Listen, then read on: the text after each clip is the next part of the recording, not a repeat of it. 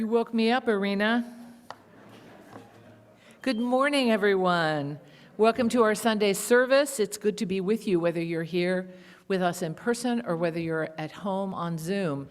And if you're a regular Zoom viewer, you may notice things are slightly different. We're having some challenges with our camera this morning, but we were able to come up with a view that I think will serve us. So we're glad that we're able to be here with you and that you're here with us. I'm the Reverend Lucy Bunch. I'm serving this morning alongside the Reverend Dr. Roger Jones. Theo Clare is our worship associate. Our music director, Anthony Tavianini, and our pianist, Irina Tchantceva, are here with us as well. And the team that makes it all possible with sound and sight are Colleen Emrys and Ivan Caballero. Reverend Roger is preaching this morning, and the title of his sermon is A UU History of Heresies, What's the Through Line in Our Faith? I want to send out a special welcome to any newcomers that are with us this morning. We hope that you'll fill out a newcomer card so that we can connect with you. If you're online, you can go to our website, uuss.org/newcomers, and if you're here in person, you can find a cart at the welcome table. Those on Zoom are welcome to stay afterwards, also to meet with each other in small groups we call our coffee hub. That takes place after the service for about 10 minutes. You can find out everything that's going on at our congregation on our website. Right on the front page, you can see access to the weekly message and to the weekly calendar. And many of you have said how much you missed the blue sheet. It's not blue this morning, but it is back. You just have to pick it up yourself. It's at the welcome table. So it's got the calendar on it. It resembles what we had in the before times, as I like to call them. And you're welcome to pick up a copy at the welcome table. If you're here in person, please stay afterwards to connect with us and visit the connections table out on the patio to learn about things that are going on. And today, we have coffee and tea. Yay! Another step forward. I really want to put a big thank you to our dedicated brew crew. They've all been working hard cleaning the kitchen, prepping to resume our coffee service. But they tell us that they don't have enough members to keep the coffee flowing. So if you like to drink coffee and you don't have trouble pouring things and moving things, you sign up, because we need at least 3 people to help out. One Sunday a month would be your commitment to keep that coffee flowing. So you can let Rev Roger I know if you want to volunteer, or there's a place to click in the weekly message. There is still room at our fall gratitude celebration coming up next Saturday. It starts at 6:15 with a dessert event out on the patio, and then there'll be an event here indoors, a hybrid event. You can sign up to be with us online or in person. There's going to be delicious desserts and fun entertainment and a chance to show your gratitude to the congregation. You can sign up and donate online at uuss.org/gratitude or call the office to get your name on the list. I also want to let you know that our annual Thanksgiving gathering will be happening here at UUSS. Lori Jones is again leading the effort. There will be turkey and a vegan alternative provided, and everyone else brings all the rest of the food. It's wonderful gathering. We've had 60 to 100 people here for Thanksgiving in the past. The food is going to be served outside, but likely going to be eating outside on the patio, so it'll be friendly and cuddly, and you'll enjoy your wonderful food in the fall air. Proof of vaccination will be required, and reservations are requested.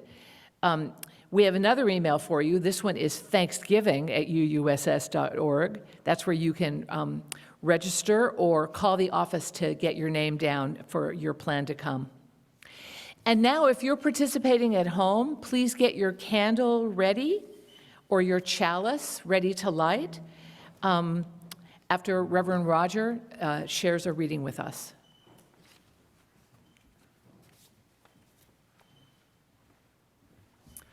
Good morning. It's good to be with all of you. It's good to see you. Welcome to Beverly and Leonard Thomas, who I've seen only on the screen for the past 20 months, and it's great to see you here in church with your granddaughter, Nicole. Welcome, everybody. Welcome to those of you participating on Zoom. Our chalice lighting words will appear on the screen. They are a responsive reading, so please respond by reading the words in bold. We light this chalice, the symbol of our open faith. May they renew our connections to one another and the spirit of life. We celebrate this light, the signal that all are worthy of respect. Let us honor the light that each person brings into the world. We kindle this flame of compassion, the reminder of love's embrace. May it guide us on our way and bring us home always. Our opening hymn is number 360. Please rise as you're comfortable and join in singing.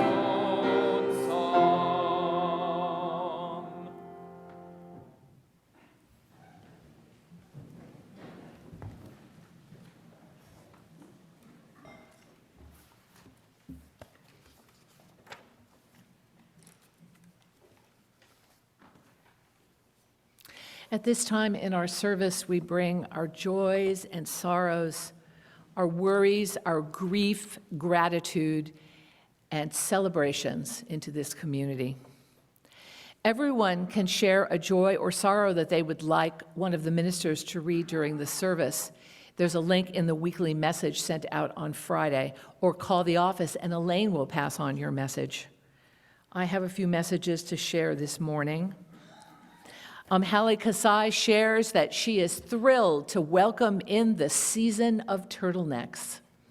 So all of you turtleneck lovers, rejoice. Catherine Desberg is sharing her gratitude that her 6-year-old son Jack is getting his COVID vaccination tomorrow morning. And Vivian Counts shares with us the sad news that her husband died on Wednesday. She says that her family has been very supportive, thoughtful, and generous, and she feels a sense of gratitude. We hold you in our heart, Vivian, and all your family at the loss of your husband. If you're online with us this morning, if you want to tell the community what is on your heart, please open your chat box now at the bottom of your screen and type in what you would like to share. Those of you here in the sanctuary may share among yourselves while we all enjoy a gift of music from Irina. Let us begin.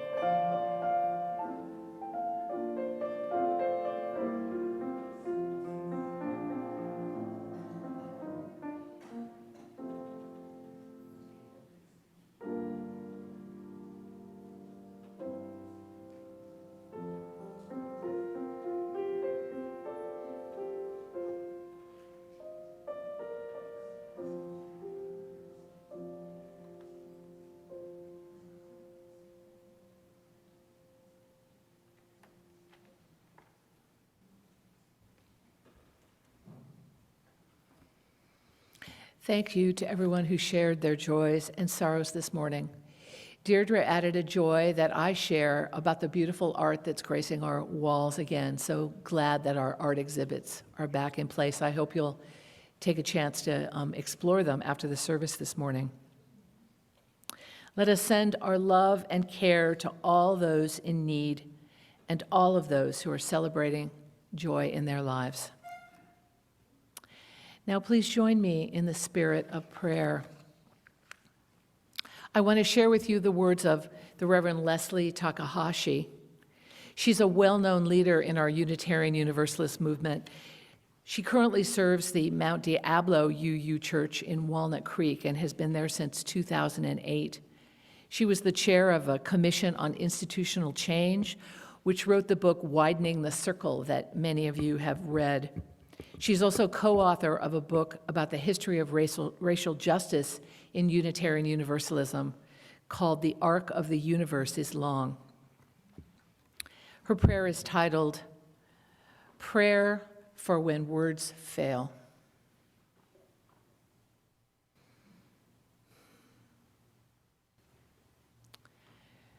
This is a prayer for when words fail, for when they are not big enough or small enough to slip into the little cracks left in our hearts by life's unbearable pressures. This is a prayer for when the biggest noun cannot know the enormity of joy, or when the most active verb is paralyzed in the face of grief unuttered, horror undescribed, or loss beyond accounting. This is a prayer for when words, precious emblems though they are, cannot take into their embrace the hugeness of experience or the expanse of indebtedness or the many tangles of complexity and confusion. This is a prayer for when we must sit with our breath, needing the small truths we can touch as if they were therapy for our restless hands. This is a prayer for all who have known the large void of hope, which is called trauma. This is a prayer for wounded hearts and bodies, for those whom we ought to always remember and sometimes choose to forget. This is a prayer that begins with gratitude for what we can understand and know, and ends with humility, which remind us that not all is ours to do. This is a prayer for those times when words fail, and all is left is the yes and the no of it all, and our ability to let the chord of our breath lead us from this moment to the next. This is a prayer for all who have been lost, that in our memory they might be found. May we be the ones to make it so. Blessed be. Now let's take a moment of silence for the prayers in our own hearts.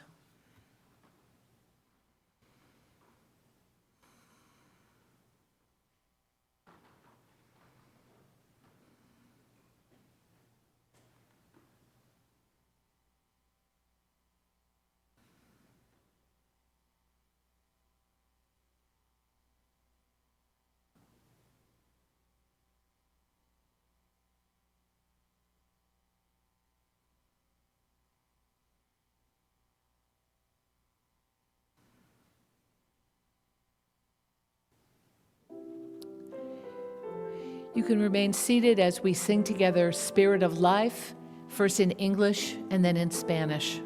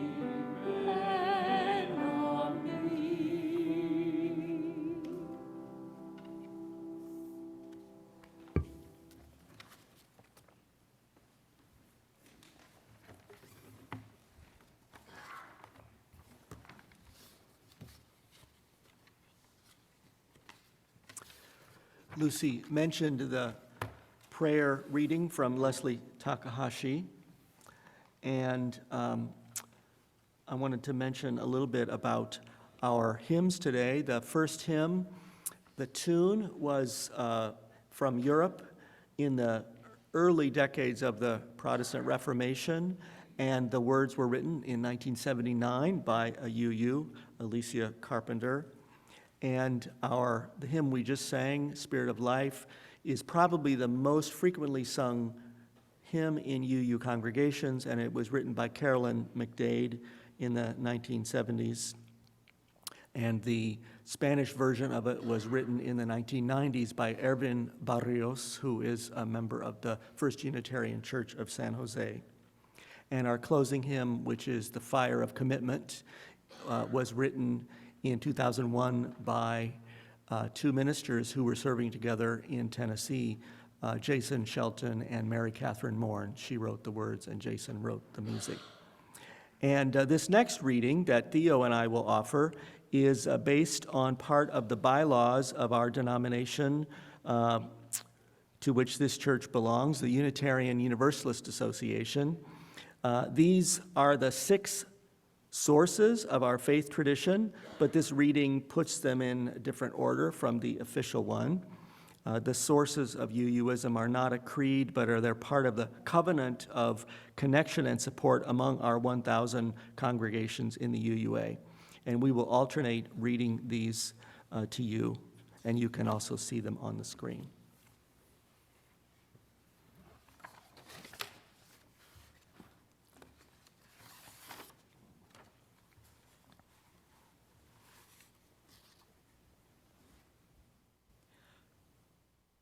Grateful for the religious pluralism which enriches and ennobles our faith, we are inspired to deepen our understanding and expand our vision.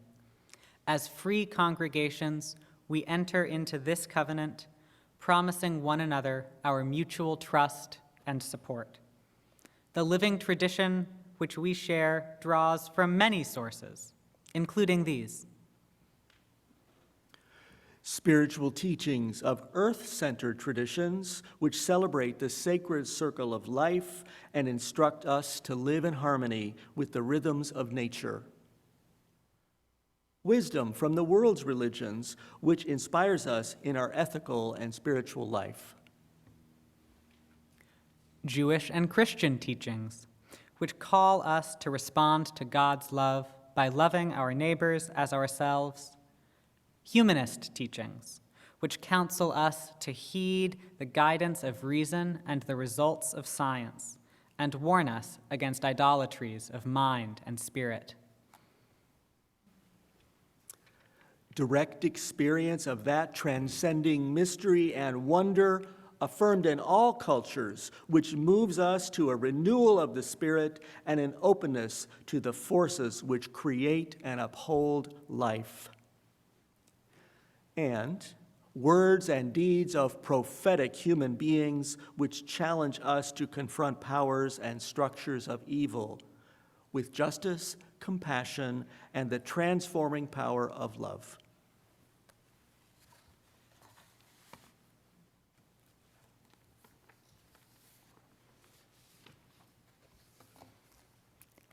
Not mentioned in our sources, but nonetheless important.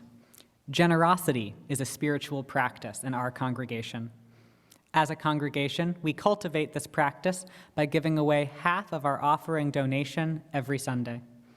Every year, our congregation members vote and select 12 organizations doing great work in the larger Sacramento community.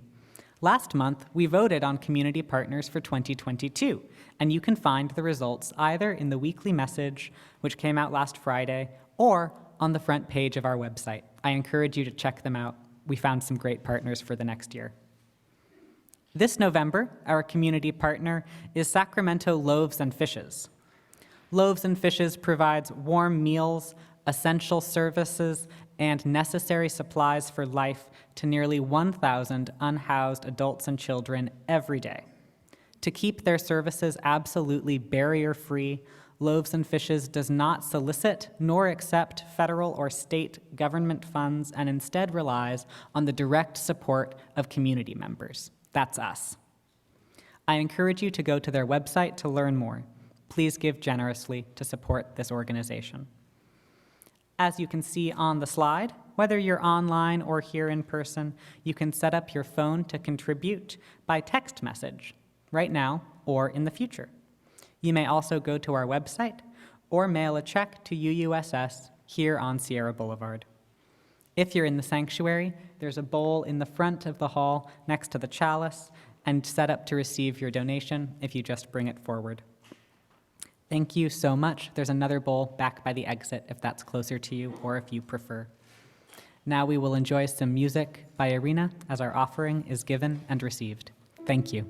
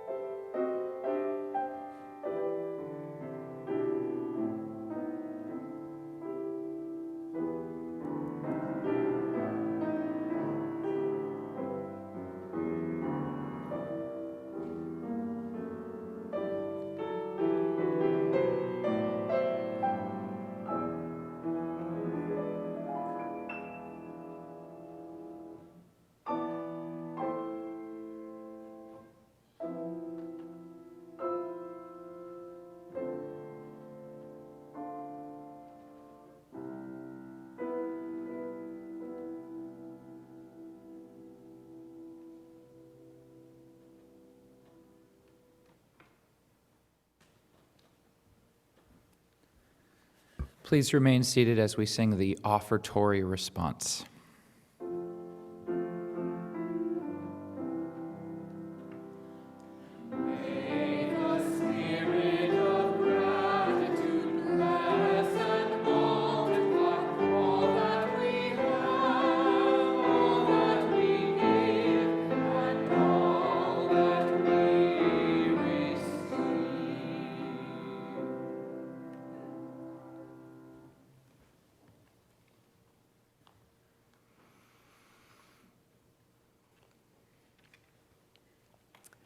Just over a month ago, a student from Sacramento State University sent an email to ask Reverend Lucy and me if one of us would meet with her for her assignment to write about a religious community. However, we were out of town. We were at a UU ministers retreat for 2 days, and we didn't see her email. We got back Thursday night. On Friday morning, I got an urgent text from Crystal, our administrative and facilities coordinator. She said, "The student didn't hear back from you, and she's here at the church. She wants to see you." I replied, "Tell her I'll be there in 30 minutes. I was a little annoyed, but mostly I was impressed at such persistence. I was driving here and I was imagining asking her, "Have you considered a career in journalism?" And it turns out that is her major. And she was working on a story that was due at 5 o'clock in the afternoon for her advanced reporting class.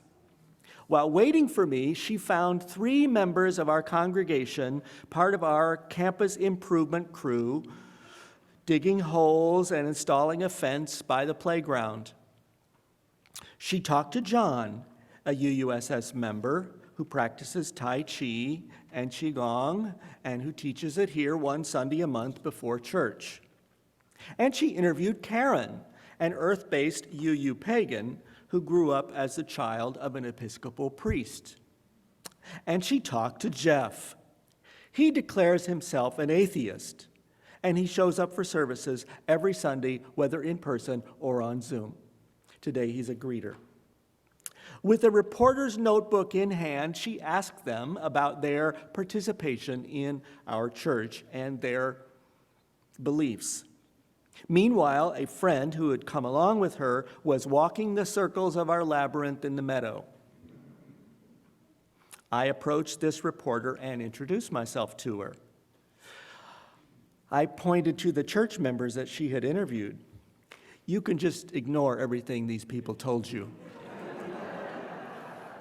She laughed, fortunately, and did not write that down. I took her to the main hall, this building, for a tour. Then we sat in the library, also known as the bookstore, for her to ask me questions. Of course, she had already witnessed a key aspect of our UU tradition, and that is that we emphasize deeds over creeds. The deeds don't have to involve shoveling dirt.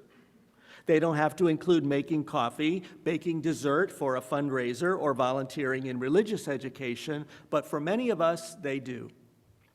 Moreover, we don't practice our faith only on Sundays. The deeds by which we measure our faithfulness to our values include the ways we act at home, at work, at the store, the ways that we speak in public, and on email, and on Facebook, God help us. Deeds over creeds means that we think about the ways our actions affect other people, those we know, and those in our world whom we will never meet. In a UU community, we remember that we are related to other living beings, dependent on them and responsible to them. We are part of the web of life on this earthly home. "How did this religion come about?" she asked me. I gave her a pamphlet, but I also gave her some history. This month, our Soul Matters theme at UUSS is called Holding History.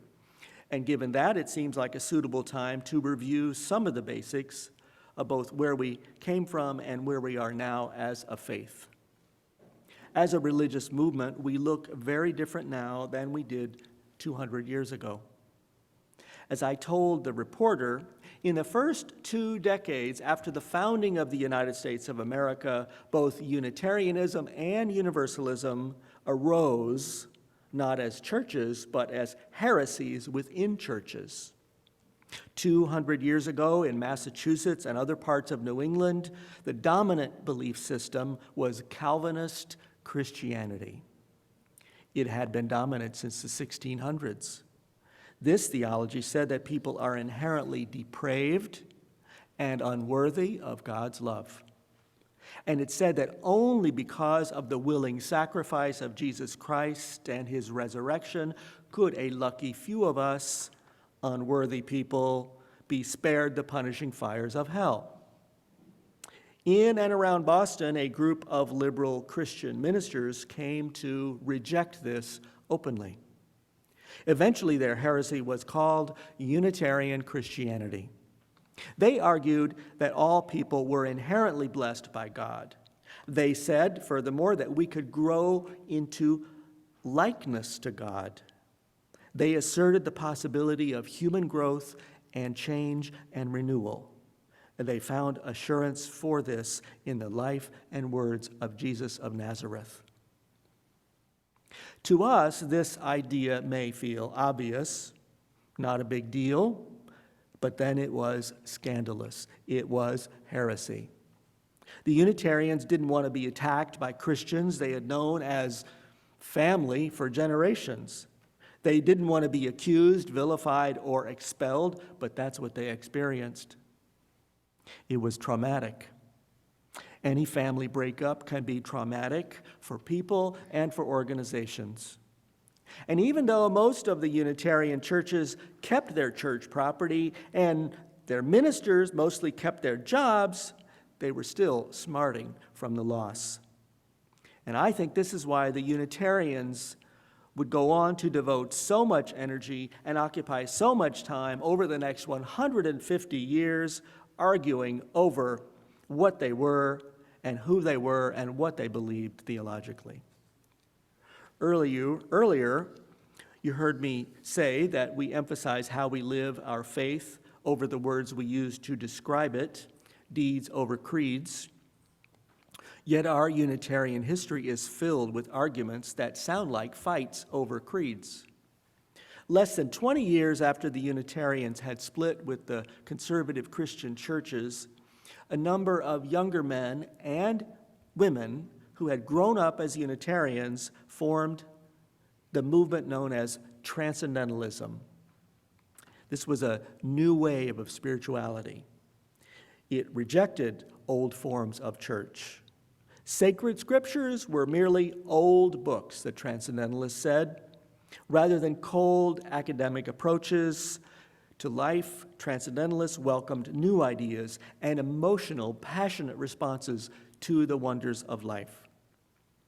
As these New England upstarts gained a following, they seemed like a threat to the power and the comfort of the founding Unitarian ministers and the people in their churches.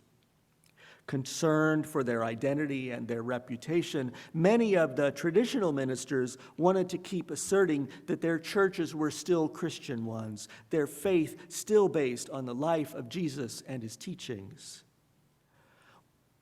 One of the many offenses which upset their Unitarian establishment, perhaps the greatest offense, was a sermon given in 1841 by Theodore Parker, a popular Unitarian minister. Parker said that most of Christianity would fall away over time. It was transient. Most of it didn't need to endure. The buildings, the books, the rules, even the reverence for Jesus. What would endure, Parker said, were the teachings of Jesus. They were permanent. No matter who said them, those teachings would last because you could feel in your heart that they were true. Not only was Theodore Parker denounced for this heresy by conservative Christians, he was rejected by most of his own Unitarian brothers in ministry. Perhaps many of the Unitarians turned their back on Parker because they didn't want his heresy to endanger their own credibility. They didn't want to lose what status they felt they still had among all the other ministers. Or perhaps they saw their buildings, their books, and their rules as keys to their identity.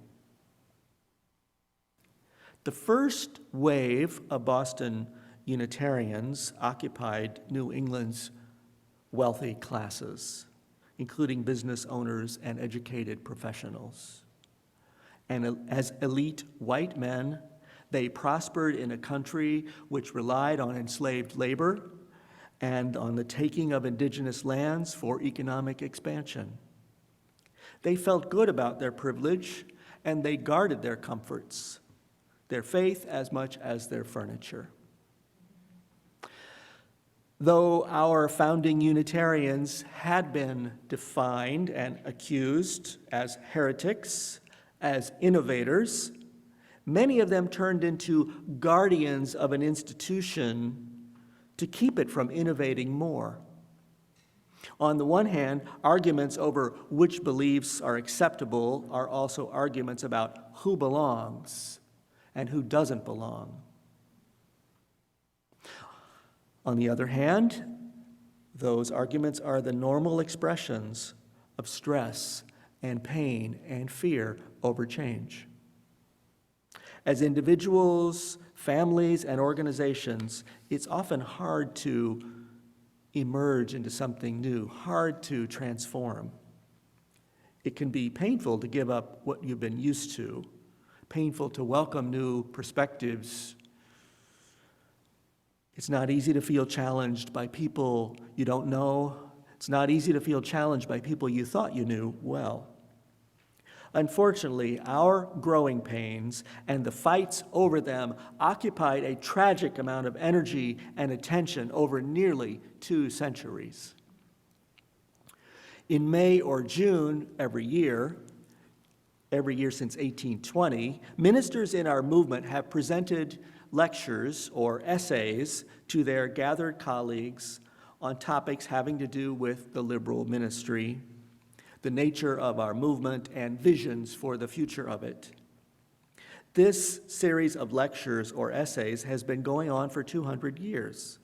And in most of those years, the ministerial speakers addressed our identity as a faith and various aspects of ministry. Yet they seldom applied our faith to the challenges of the larger society. Even if a speaker was a person engaged in work for justice or in civic improvement in his local ministry, he didn't talk about the need for our movement to confront the oppressive systems in which we were living. No matter the turmoil tearing up the country or the progressive advances of the day, they looked inward. They talked about our identity, but not about our mission. This didn't change until pretty recently. One exception is the essay or lecture given in 1976 by the Reverend Judith Haler. She was only the 4th woman invited to give the lecture in its history, which by then was 155 years old. In 1976, Haler stated that UUs like to hang out in the respectable middle of the road. We like to stay on the surface of putting our values into action. We can be reluctant to give up our comfort, even though comfort has never been on our list of principles or values or our sources. However, she says, this reluctance brings with it a lack of depth. It keeps us on the surface of things, both as individuals and as congregations. She said, depth requires commitment. Commitment requires pain, hard work, and sacrifice. Depth requires commitment. Commitment requires pain, hard work, and sacrifice. So today, as UU congregations, we sound and look different than we did 200 years ago, and from the way we looked and spoke 20 years ago. There have been times when we were able to overcome our worries about being conventional or comfortable as a religious movement. And an example of such growth is the denominational statement of the spiritual sources that we draw from as Unitarian Universalists. Theo and I read the list of sources to you earlier. In their current form, 5 of them were adopted in 1985, along with our statement of UU principles, which some of you know. Delegates from Unitarian Universalist congregations discussed, argued, listened, edited, and voted on the sources. And following a similar process, a sixth source was considered and adopted 2 decades later, 1996, 95. It reads, spiritual teachings of earth-centered traditions which celebrate the sacred circle of life and instruct us to live in harmony with the rhythms of nature. This and the other statements are not a creed that you have to believe to be a member, but they are expressions of who we are as a movement. They are part of the bylaws of the UUA, our denomination. Currently, there is a new commission charged with reviewing these documents, gathering input from congregations and other stakeholders, and then proposing new or updated expressions of who we are and what we are about. This congregation is invited to give input for that commission's work. Indeed, we already have. By voting last year to endorse the proposed 8th principle of Unitarian Universalism, this congregation has urged the Commission to make explicit a commitment to racial justice and equity within this religious movement. It will be exciting to see what emerges from that Commission's work. It may not always be easy or comfortable, but it will be exciting. In a Unitarian Universalist community, we remember that we are related to other living beings, dependent on them and responsible to them. We are part of the sacred circle of life. Yet within this wide embrace, we represent a wide variety of beliefs and words to express our beliefs. To value deeds over creeds doesn't mean we don't have clear beliefs or strong beliefs among us, but it reminds us to speak our beliefs with humility so that we can listen to others' perspectives with grace. It invites us to live our beliefs by the way we treat one another, by the way we live in the world. In a UU community, we remember that we are related to other people and responsible to one another. Part of our growing pains and our growth has been to expand our sense of what it means to say one another, the one another of responsible to one another. Part of our growth has been to practice humility as we listen to and learn from people who were left out of our movement or left on the margins of it because they had been sidelined by the larger society.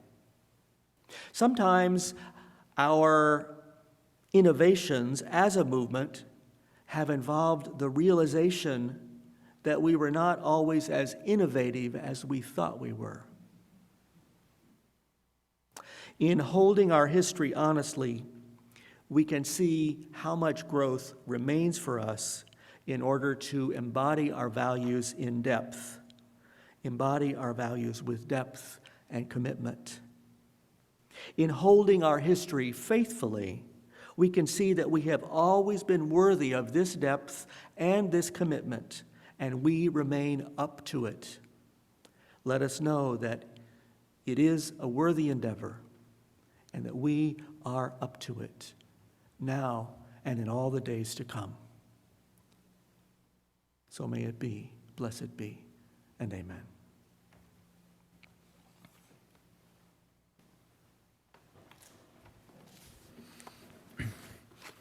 As we reflect on the UU journey, let us kindle anew our dedication to living the faith as we sing 1028, The Fire of Commitment. 1028.